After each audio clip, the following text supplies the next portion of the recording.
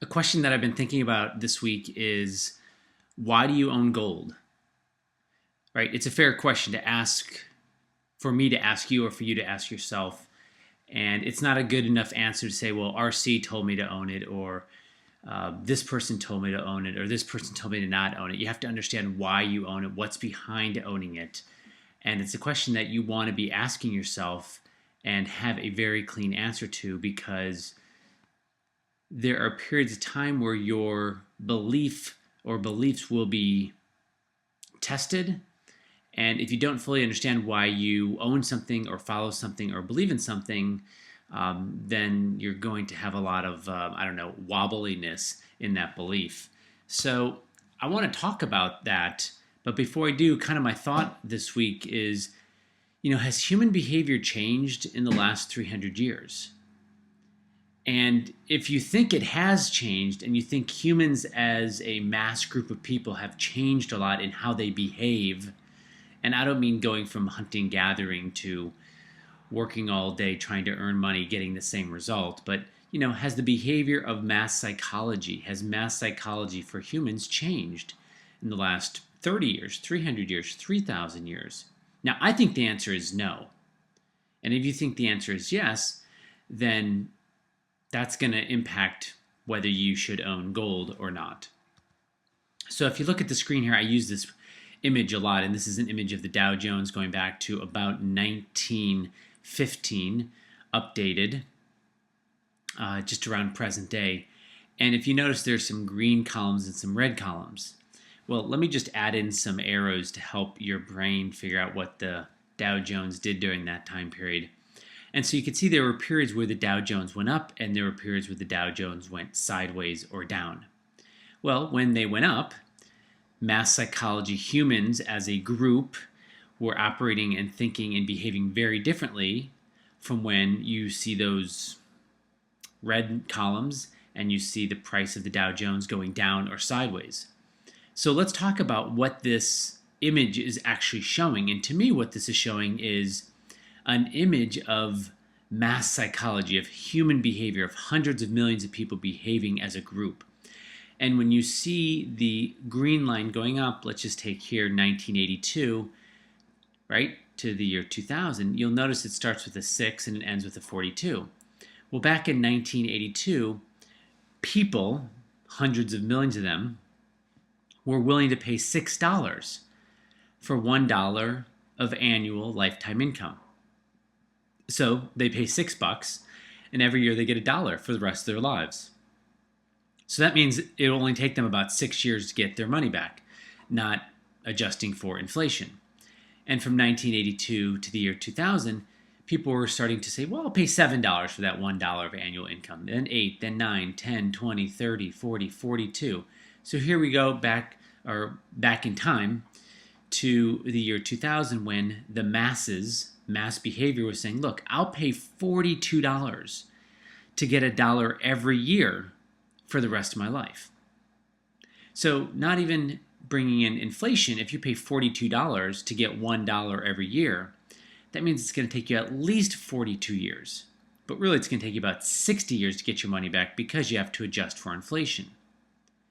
So to me, this is why people own gold, or why I own gold, or why I suggest people own gold. Because during these green periods, where people are paying more and more for that $1 of annual income, you want to be in the stock market, because the stock market's going to go up about 18% compounded annually every year.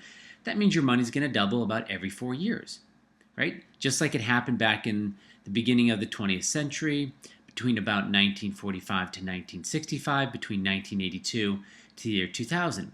But then you got these red columns, or these red phases, which the stock market either goes down or sideways.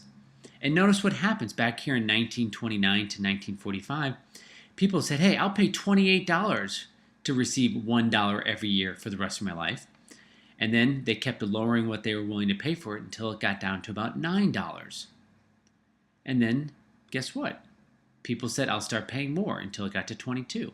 Well, when you're in the green phase, like I said, you want to own the stock market. When you're in one of these sideways phases, the best asset to own is gold. And even though gold wasn't traded or was confiscated, you could still trade silver. You could still own silver, so there's a way to know what the price of gold could be, and you could still own mining stocks that mine gold and silver. So even during these red periods where you couldn't own gold in the US, gold still outperformed the stock market. So the reason I have been telling people to buy gold and own gold for one of my strategies during this most recent sideways market, which started in the year 2000, is because we're in one of those phases where people are willing to pay less and less for that dollar of lifetime income. It started at $42 in the year 2000. Then in 2007, it dropped to about $30, and today it's at about $20. Well, this sidewaysness, this whole cleanup period, which is another way you could call the red sections on this chart, are periods where you actually don't want to be in the stock market necessarily, and that gold will outperform. Now, gold's going to correct in that 18-year cycle, just like stocks would. And gold is in one of those corrections right now. And I believe it bottomed on June 27th. So you want to ask yourself why you own gold or why you own silver or why you own precious metal mining stocks. Because understanding what is driving that will help you understand whether you should still be in gold or silver or precious mining stocks or not. And on this screen, I'm just showing you what gold and silver and a combination of both and precious metal mining stocks have done this year. And it's been really painful. Gold's down about 21% as measured by GLD. Silver's down about 29% as measured by SLV. The combination of both of them, 50% in gold, 50% in silver, as measured by CEF, which is a closed-end fund, is down about 30%. And precious metal mining stocks are down about 45%. So if you believe that human behavior hasn't changed and you believe that we still are in a sideways market and that you've looked at history and looked at the statistics and seen like, yes, in fact, owning gold during that time period is better, then the question is, can you sustain the volatility? And if you cannot, then you want to get out of precious metal mining stocks and go into gold. If even owning gold, the least volatile of the four things I'm showing you here, is still too much, then cut back your position so you can sustain a position. Because these markets are designed to shake people out. And again, if it's way too volatile, if the volatility is keeping you up or stressing you out, then you want to lower, the amount of allocation you have to that position. Now, the thing that really concerns me the most is my final thought. And as most of you probably know, there's been a lot of craziness or continued craziness that has come out of the Fed this week. Most people believed that they were going to pull back on their money printing. They did not. Most people believe they're only printing $85 billion a month. They're not. They're actually printing on average about $90 billion a month. In April, they printed about $114 billion. It's because not only are they printing more money, but they are getting payment for what they have on their balance sheet. Because what they have on their balance sheet, there's a lot of treasuries, there's mortgage-backed securities, those have a yield. So they're getting money from those yields, and they're taking that and buying more assets. So the money printing is actually more than the $85 billion. The final thought is, well, the average yield on the 10-year treasury is 7%. Did they say they weren't going to cut back money printing because the 10-year got too close to 3%? It was about to break above 3%. And if that's true, that's really, really, really scary for what's going to happen soon. Not in the next generation, but soon, end of this year or 2014. So what's the Fed seeing that they're not telling the market? And did the Fed really already lose control of the bond market and it's too late? And is the Fed about to lose control of the stock market?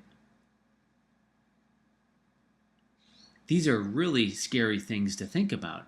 You want to have strategies that are completely separate from each other. So if one of them is not going up, like my LTEC strategy right now, which owns precious metals and has been down this year, you have other strategies like market probability or obvious trend that are up 20 to 30% this year. So having that diversification helps you sustain through a correction in one of your strategies. I hope you guys have a great weekend. Enjoy your family, love your kids, kiss your grandkids, appreciate what you have. Whenever things get stressful for me, all I really need to do is go see my 2 kids and hug them or squeeze them, and it kind of reframes things for me. You guys take care, and I will speak to you soon.